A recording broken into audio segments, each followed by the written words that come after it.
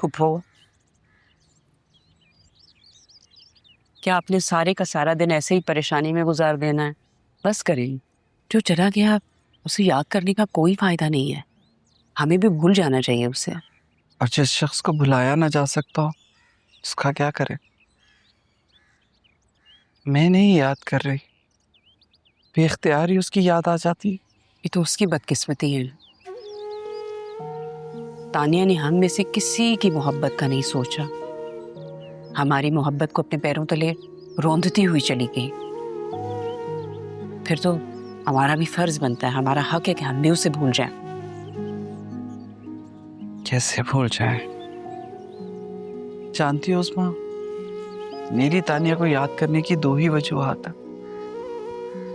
एक तो ये कि मैंने उसे अपने इन हाथों में पाला, उसकी जिंदगी का हर पल मेरी आंखों के सामने गुजरा, मेरे साथ गुजरा। और दूसरी वजह ये होगी यकीनन कि वो हमसे मोहब्बत करती थी। नहीं, नहीं करती थी वो हमसे मोहब्बत। अगर वो हम सबसे मोहब्बत करती होती तो यूं छोड़ के ना जाती।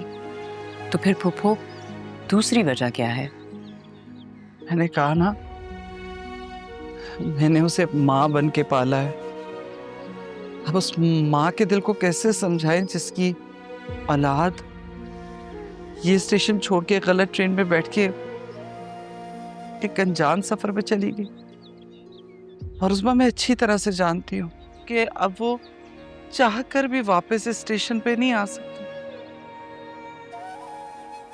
मुझे तो अफसोस हो रहा है कि शायद मैं उसे ये बात समझा ही नहीं सकी कि पत्थर का वजन उसकी जगह पे ही होता है।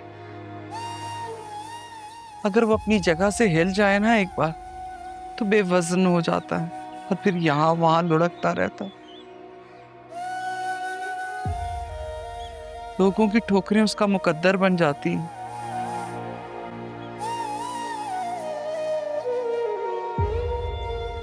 लेकिन पत्थर ने तो खुद अपनी जगह छोड़ी है, अपनी जगह को खुद ही ठोकर मारी है। और यहाँ मुसाफिर जानबूझ के गलत ट्रेन में बैठा है। सही कह रही हो, कोई क्या कर सकता है? आपको याद है रईस ने हमसे क्या कहा था कि हमें तानिया को अपने दिलो दिमाग से अब निकालना होगा, हमें उसको याद करने की कोई ज़रूरत नहीं है। रईस भी गलत नहीं कह रहा, वो ठीक है अपनी जगह।